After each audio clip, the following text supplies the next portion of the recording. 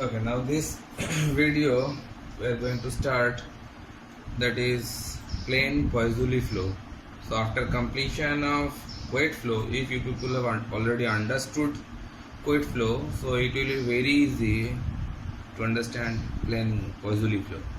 So they are very similar to each other. That's why I am just asking repeatedly, so have you gone through the previous video or not?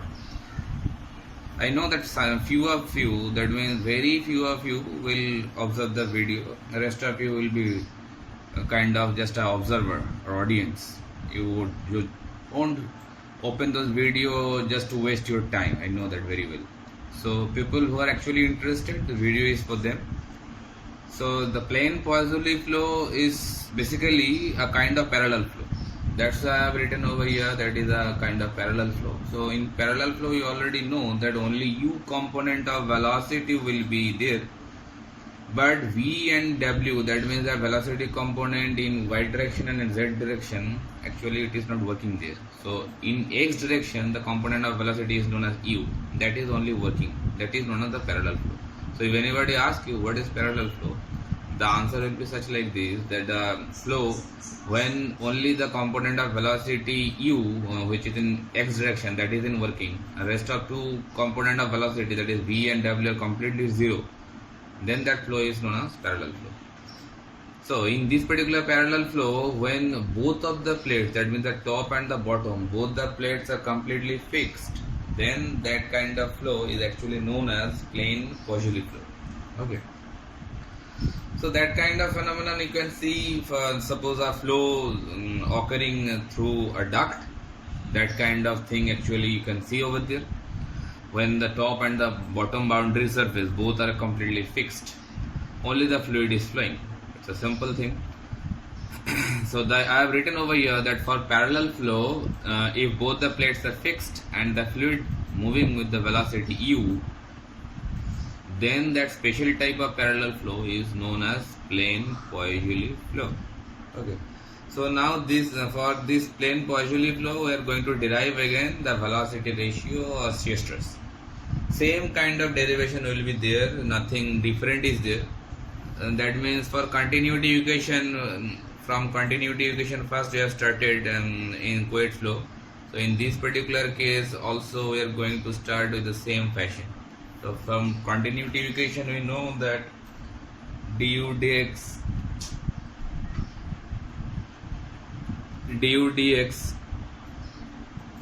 plus del v del y plus del w del z, this equals to 0. It is a continuity equation, already we have derived that equation. So when these two component is not existing there, so in a same fashion whatever we done for Couette flow, we can see that is 0.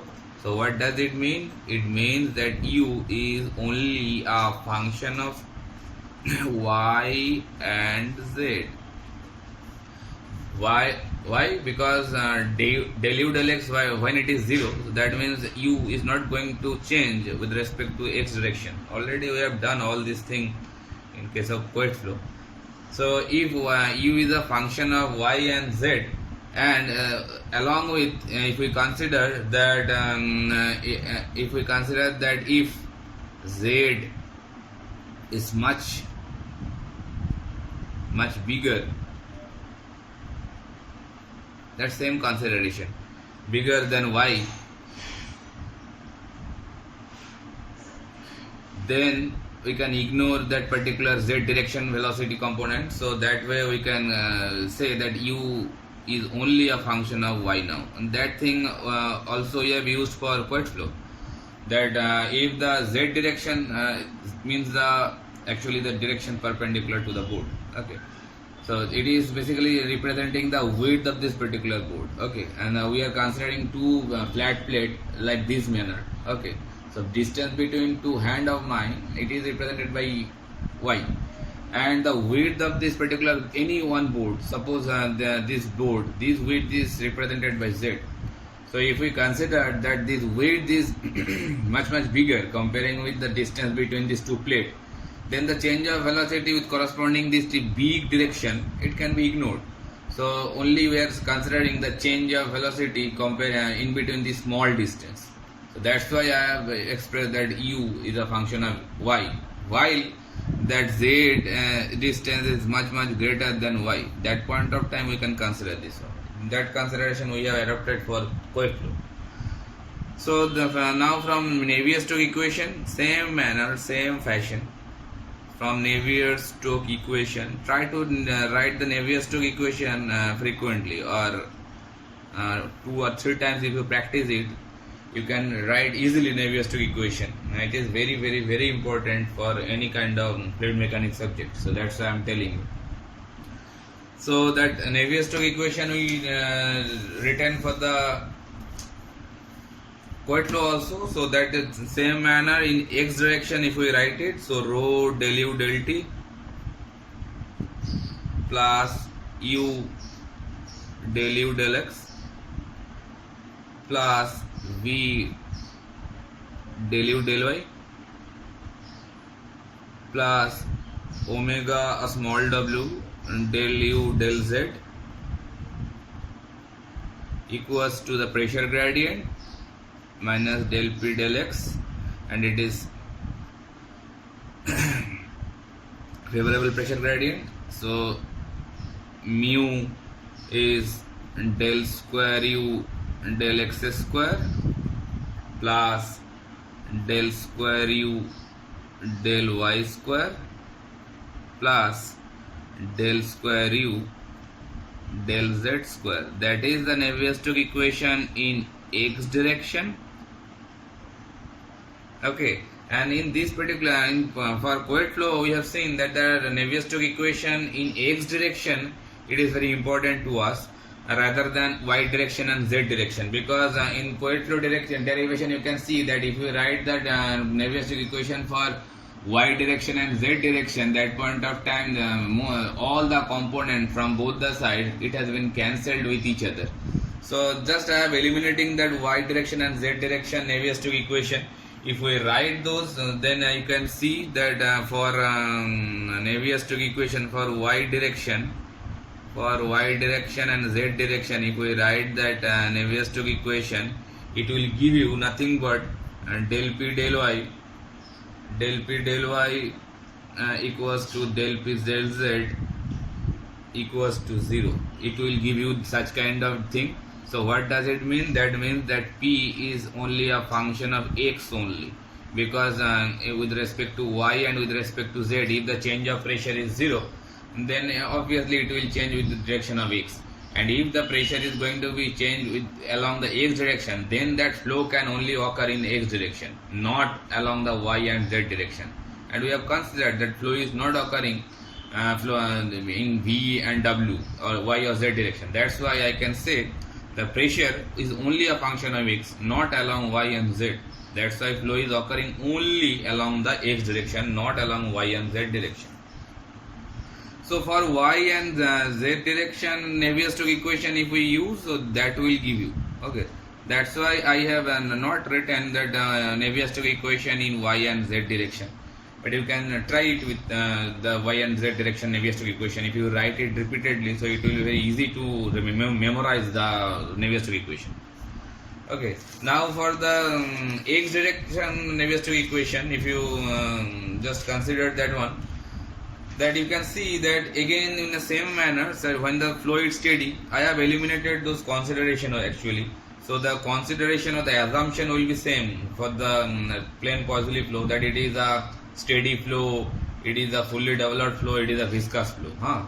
So you should mention those assumptions. I have written it over here. Assumptions will be just the same one along with the quick flow. Same with the quick flow, that is, it is a parallel flow, it is a fully developed flow, and it is a viscous flow. So when it is steady flow, then we can consider that in this particular equation that component will be 0. Okay, and we have mentioned that we have mentioned that u is not a function of x, u is a function of y and z only, so that component will be 0. There is no v component, so it is 0. There is no w component, it is 0. Then these pressure component will be there, obviously, because it is a responsible factor to occurring the flow. Then if del u del x is not there, so del square u del x square also will not be there, but del square u del y square will be there, because u is a function of y. U is a function of y, you have mentioned, so it must be there. Okay, it must be there, but this will not be there.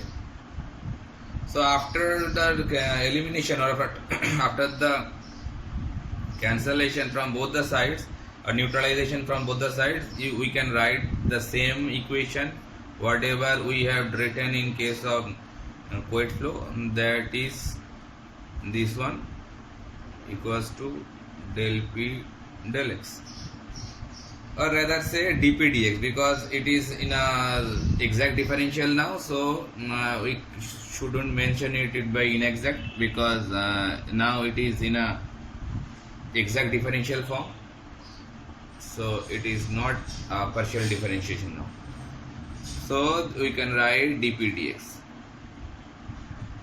Okay, so that same equation we have formed in case of plane Couette flow also. You can remember. If you can't remember, then go through that particular video. Okay, so it's now a finite differential form. We can represent this equation. If we write that dp dx, then that del square u del y square also should be written in finite differential form or exact differential form, because now we have mentioning the equation in exact differential form. That means it is depending on the point function now, not depending on the path. So it is now at finite or exact differential form. It will be the exact differential form or finite differential form. So in finite differential form,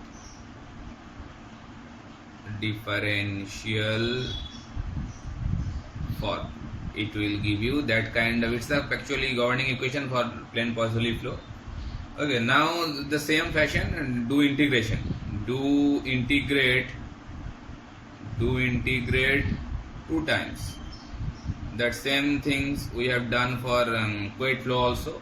So after integration, what it will give you, then I am coming to the next video. Okay, next continue.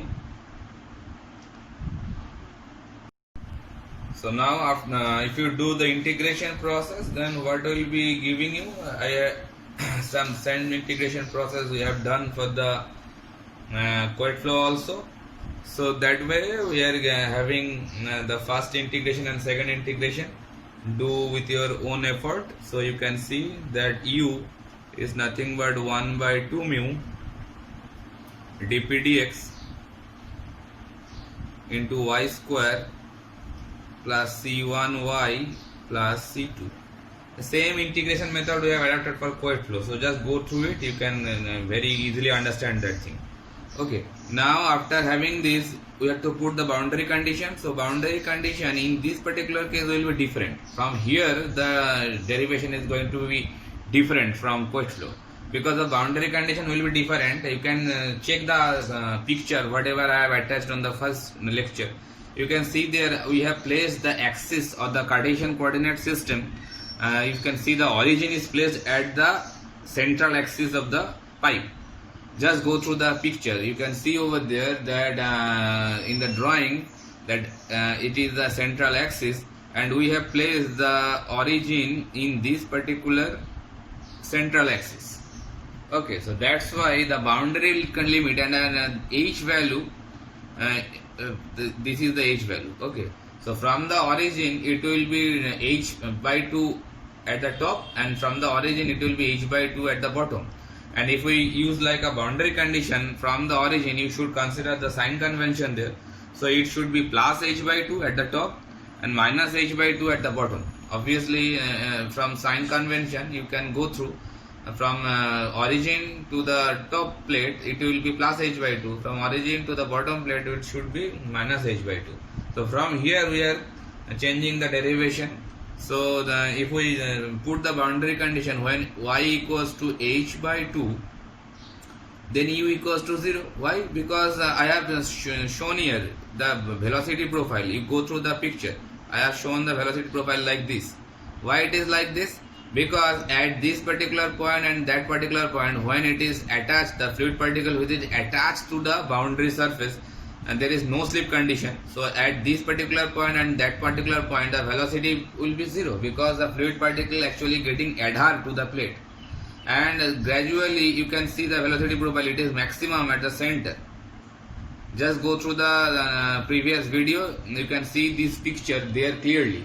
Okay, so the velocity profile is nothing but a representation of how the velocity is going to be changed along this particular h height. Okay, so the fluid particle adhere to the boundary surface, it must be giving you 0 velocity. That's why the velocity profile at here is 0, and gradually it is getting increased and it is maximum at the center, and again going to be 0 at the next boundary limit or next boundary condition. So that's why I have put over here when y equals to h by 2, that means at the top plate. H by 2 means obviously it is plus h by 2. So at the top plate, the boundary limit, there will be u equals to 0 because the fluid particle actually getting adhered to the plate. And similarly, the second boundary, it is the first boundary condition, and if we use the second boundary condition when it is minus h by 2, then again u will be 0 because at the top boundary and the bottom boundary, the fluid particle is getting adhered to the boundary surface. That is known as no slip condition.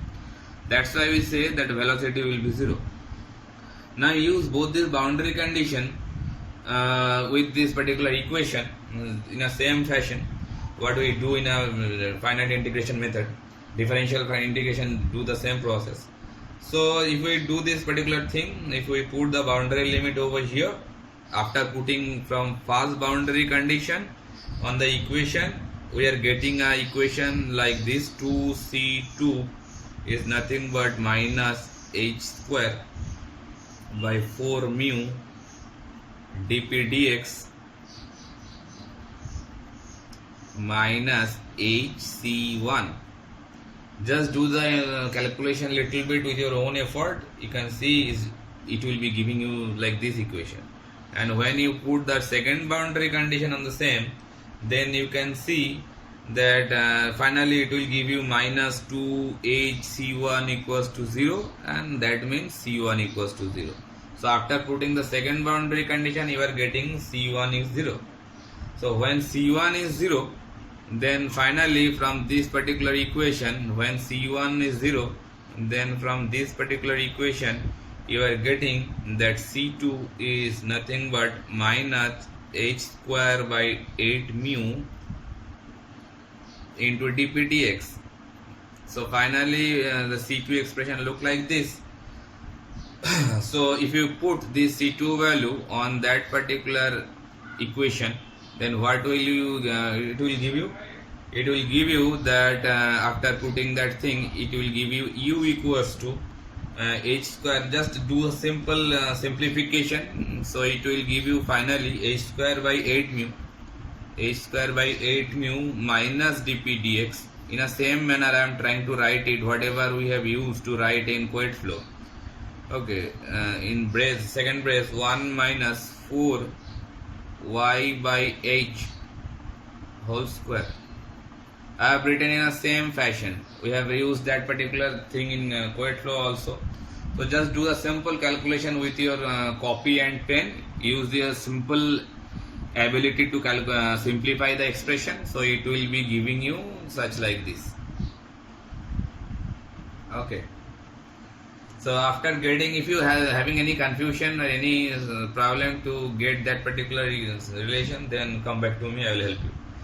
Okay, so in this particular condition, if we put some condition, like special condition, that is why here u equals to 0. When u equals to 0, that means that the top plate or at that bottom plate, when u equals to 0, if this part of the equation is 0, then obviously the pressure gradient, obviously it should be 0. Otherwise, both the sides of the equation won't be 0. So when u equals to 0, that means when dp dx is also 0. If dp dx is 0, then that particular part is also getting 0, isn't it? It's a equation. If dp dx is getting 0, then obviously u must be 0.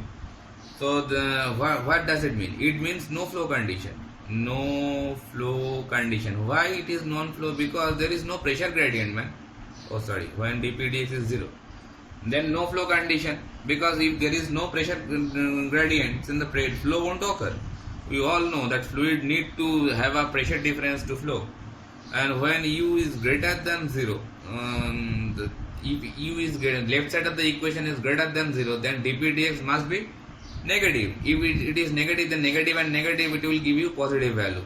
So it does it mean when dp dx must be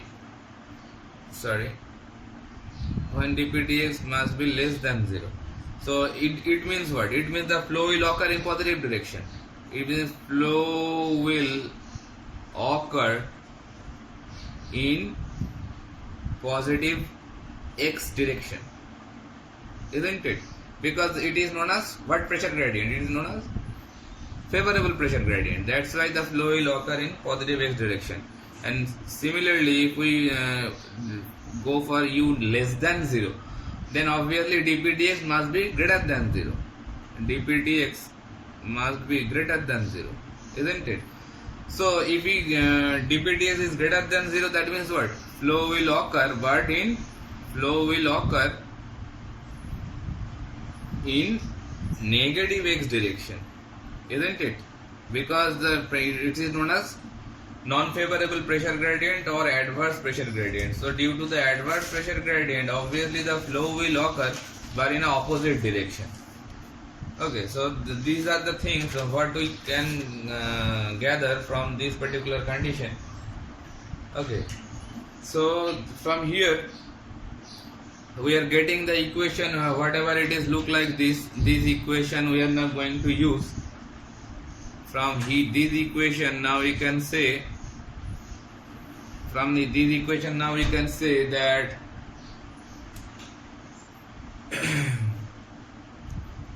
when y equals to 0, y equals to 0 means at this particular central midpoint, and we know that central midpoint the velocity is maximum.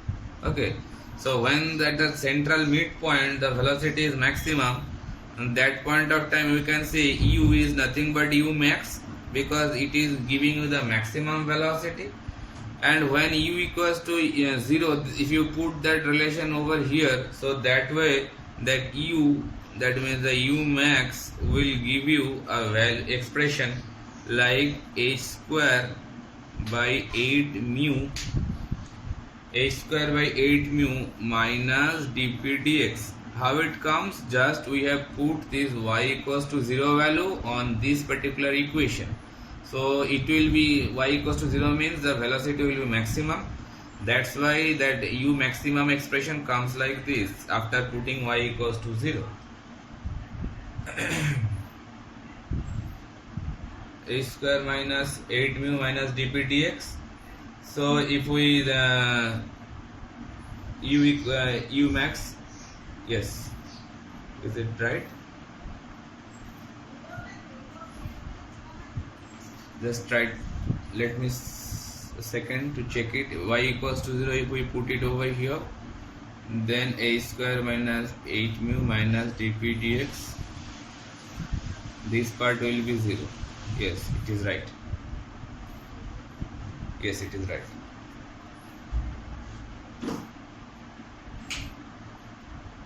One minus a square minus 8 mu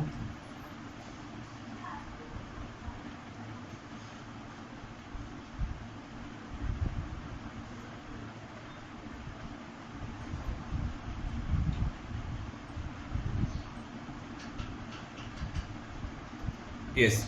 Now we are getting u equals to u max equals to this expression.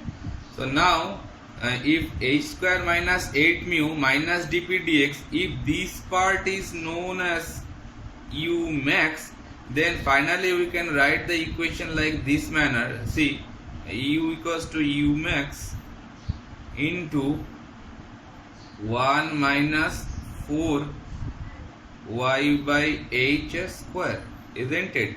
Because you see this particular expression first. In this particular expression, when y equals to 0, we can see that u will be u max, and u max is nothing but h square by 8 mu minus dp dx, that is here. So if u max is this one, so that u max can be put over here also. So finally we are getting u is equals to u max, because this u max is represented by this, into 1 minus 4 y by h whole square. So that is the expression we are trying to develop. Okay, so u equals to u max. So after here, if you try to find out that what will be the average velocity, what will be the average velocity, where we are going to trying to find out average velocity, because inside this region the velocity is going to be changed. You can see the velocity profile, it is here 0, but gradually increasing. Here it is maximum, but again it is going to be decreased on the plate surface. So it's a variable velocity, not a uniform velocity. That's why we are going to try and going to find out the average velocity in between this space, in between this h region. So average velocity, you can express the average velocity by q and a, isn't it? Because we know that q equals to a into v, that v is nothing but the average velocity. So v average can be represented by q by a. But here we are not going to express that average velocity by q by a, because q is difficult to find out over here, and a is also not known to us. So rather we can express the average velocity by this way. Check if you can understand it very well, that I will be clarified. It will be u into dy by h. How it is coming? It is coming integration करना मतलब क्या है, एक पूरा reason के अंदर उसका पूरा सम बनाना, मतलब जोड़ के हर एक वैल्यू को जोड़ के पूरा रीजन को कवर करना. So we are integrating u with respect to dy, because we have already expressed that u is a function of y only. That's why I have taken dy, because u is going to be changed along the y direction. So how u is changing along this y direction, that's why I have taken u with respect to y. I am going to integrate it, and the boundary condition should be minus h by 2 to plus h by 2. The area is getting short. I should use it larger manner. It will be easy to visualize. It should be really expressed by integration limit u into dy, and the lower integration limit will be minus h by 2, and the upper integration limit will be plus h by 2. If we take this kind of boundary condition, that means we have covered the whole region, because origin at the center, so minus h by 2 means the bottom plate, plus h by 2 means the top plate. And why we have considered u dot dy, because u is a function of y only. It is going to be changed along the y direction. So along the y direction, how the u is going to be changed for every discrete point, we are measuring u with respect to y direction, and this is the boundary limit. So that will give you the total velocity, sum of the total velocity or sum of the whole velocity along this flow region. And if you divide it by h, then that will give you average velocity, because h is the total distance. Okay, so if you divide it by h, then it will give you the average velocity. So it will, I think now I can eliminate that particular thing, and because it will create more confusion, we are not going to use this one. I am going to use this particular expression to find average velocity, and I think it will be now is clear to you. So that if you use that particular expression, so 1 by h, integrate of minus h by 2 to plus h by 2, and u expression is nothing but we have used this expression, u max into 1 minus 4 y by h square into dy. Now we are going to integrate that particular thing. From there we can get the average velocity, which is known as u average. Okay, So if you integrate that thing, what it will give you? It will give you like this. It will give you like this: u max by h, u max by h, and after putting the boundary limit condition, before putting the boundary limit condition, it will give you y minus 4 by h square into y cube by 3. Boundary limit is plus h by 2 to minus h by 2. H is constant, that's why it is coming out. So after putting the boundary limit, it will give you such kind of expression: u max by h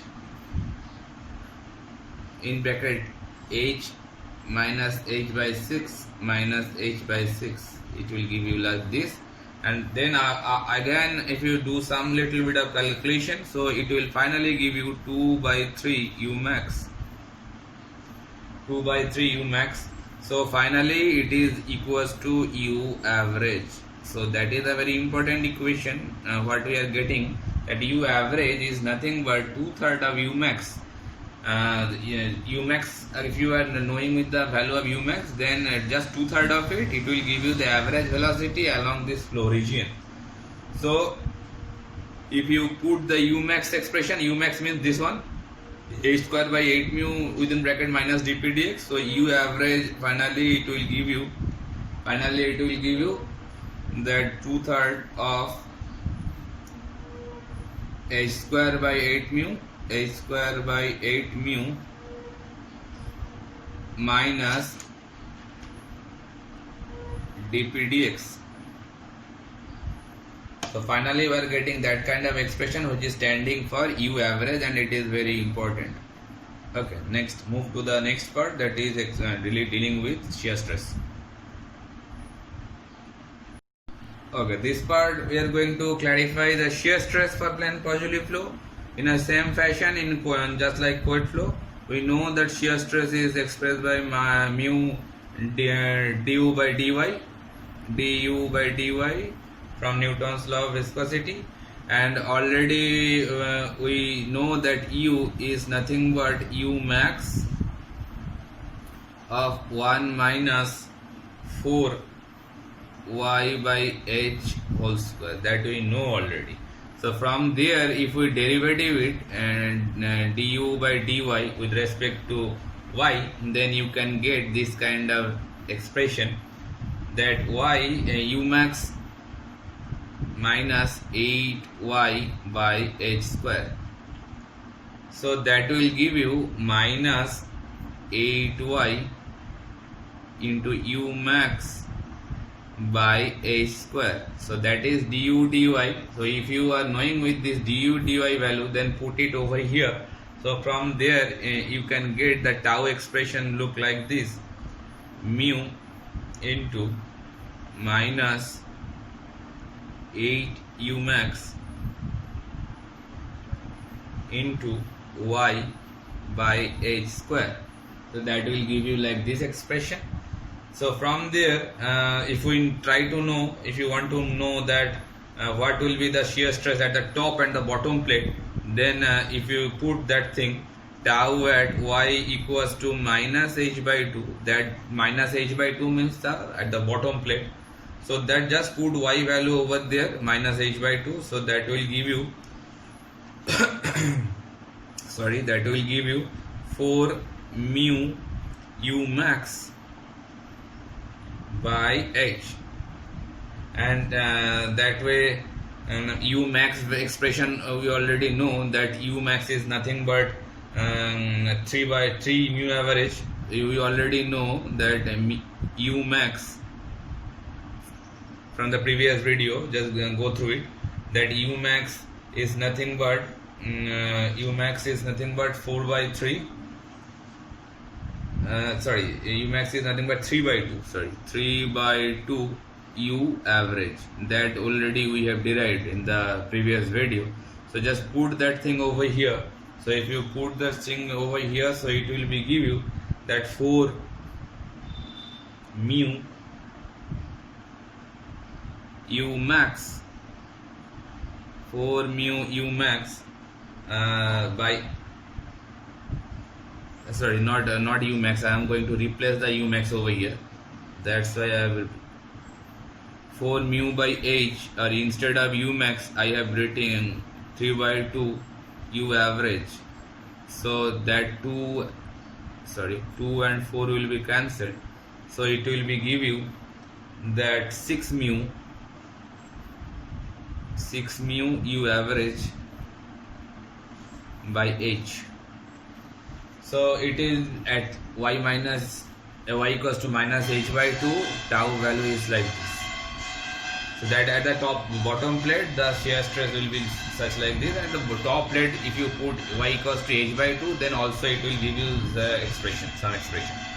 Now if we go with the fact in friction in the pipe flow, that is in case of Darcy-Weisbach equation, we have used there one term, that is CF. CF we have expressed there Fanning's friction coefficient. Just remember that thing, or you can go through that particular video derivation of Darcy-Weisbach.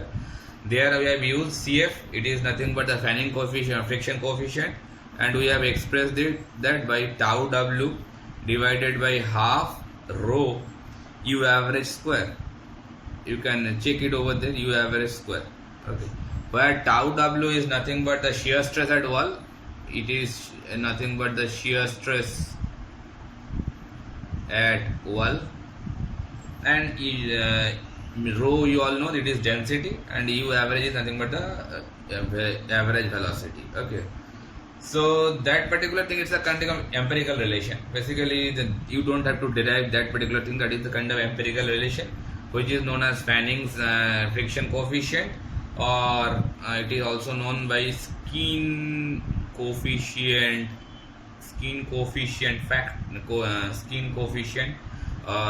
friction coefficient. Okay, so that expression we already used for Darcy-Weisbach derivation part. Okay, what does it mean? That skin coefficient factor is basically a representation of shear stress to the dynamic pressure head. This particular part is nothing but dynamic pressure head. So that if anybody asks you that what is skin coefficient or what is Fanning's friction coefficient, it is a ratio between shear stress to the dynamic pressure head. Okay, so if you try to find out that what will be the Fanning's coefficient or skin friction coefficient for this particular plane Poiseuille flow, so what we have to do, we have to put the tau w expression, shear stress expression, that it is at the wall, shear stress at wall, and we, by putting this boundary condition, we have derived that particular value is the shear stress value at wall. It is at wall, na, because the boundary condition tells us that it is a wall condition. So if you put that expression in shear stress place, so it will give you that shear stress, that is 6 mu u average by h, that is tau w, and in denominator part that 2 is swiping up, so it will be going above, so rho into u average square. So what it will give you after u average, it will be cancelled by 1 u average, so it will be giving you by 12 to rho into u average into h by mu. Now an interesting fact will come over here. Just see the denominator part. It is rho u h by mu, where h is the height between the distance between two plates, u average is the average velocity through the flow region, and mu is the absolute viscosity. Can you remember, can you see, match this particular relation with a unitless number? If you can't remember, I can help you. It is nothing but the Reynolds number. In that particular Reynolds number, we already know the Reynolds number expression by this rho v d mu. That v is the average velocity, d is the diameter of the pipe, and mu is the absolute velocity. But mind it, commonly we say like this, but it is not the right thing. That V is average velocity, not the velocity. D is diameter, but in case of, actually it is hydraulic diameter. Because the hydraulic diameter for circular pipe, we have expressed that thing, that dH is equals to D. We have used that thing in case of, and that's the equation derivation. Just go through it, you can remember that thing, or you can check it up. Okay, because that D is actually it is hydraulic diameter, but in case of a circular pipe, DH and D both are same. That's why hydraulic diameter, you can remember, hydraulic diameter is expressed by A by P, where A is the cross-sectional area to flow and P is the weighted perimeter. If you use that particular expression for circular pipe, you can see that DH and D will be same. That's why instead of DH we can write down over there D. But when it is flowing through parallel plate, because in plane Poiseuille flow we are considering a flow between two parallel plates. That point of time D will be replaced by H. That means the distance between two plates, because we are considering this kind of phenomenon, this kind of two parallel plates, and inside of that flow is occurring. So that particular distance H, it will be work like a hydraulic diameter. Instead of D, that will be replaced by H, because there it is not a kind of circular thing. If we consider it like a circular pipe, then D can be work. Can it replaced in case of circular pipe? But when it is flowing through two parallel plates, that point of time that D will be replaced by the H. That means the distance between two plates. And V is nothing but the average velocity. We are representing the average velocity by U average, and mu is the same. That's why that particular relation is basically the Reynolds number. I think you people now it's easy to understand for you. So now CF is nothing but we can replace it by 12 by RE. It is a very important relation. That CF, that means skin coefficient factor, or Panning's coefficient, friction factor or friction coefficient. Also we can say it by skin drag. Okay, so that is it is skin drag. Also you can say skin drag coefficient,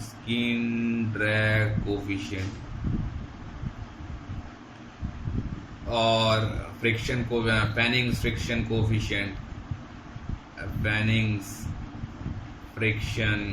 coefficient, that is for a plane Poiseuille flow. For plane Poiseuille flow,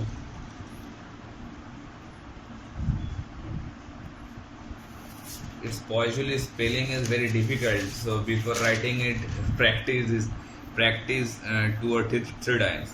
Poiseuille flow, because it's a very tough name to remember. Its spelling, it's not English actually. Plane Poiseuille flow, the skin coefficient or the Panning's coefficient look like this. Okay, so if anybody asks you derive the expression for skin coefficient for a plane Poiseuille flow, it will be giving you like this. Okay, and I think you can remember that for Darcy-Weisbach equation derivation, we have used that F is equals to 4 CF. That means Darcy friction factor is equals to 4 times the Panning's friction factor. So from there we can also say that F is nothing but 48 by RE. For which kind of flow? For plane Poiseuille flow. Okay. Now we are coming to a conclusion that for Couette flow and for Poiseuille flow, they both are basically kind of parallel flow. But Couette flow is a parallel flow where the top plate is moving but the bottom plate is fixed, and Poiseuille flow, both the plates acting like fixed. Couette flow is practical application. We can say the flow, the phenomenon which is occurring for a journal bearing, and in case of plane Poiseuille flow, you can consider the flow through a duct, flow occurring through a duct. So this kind of thing for plane parallel flow, Couette flow and Poiseuille flow, the derivation can come. I hope it will be now easy for you to digest. If it is very difficult to digest, then take some antacid and come back to me. I can help you. Okay, fine. Bye from now.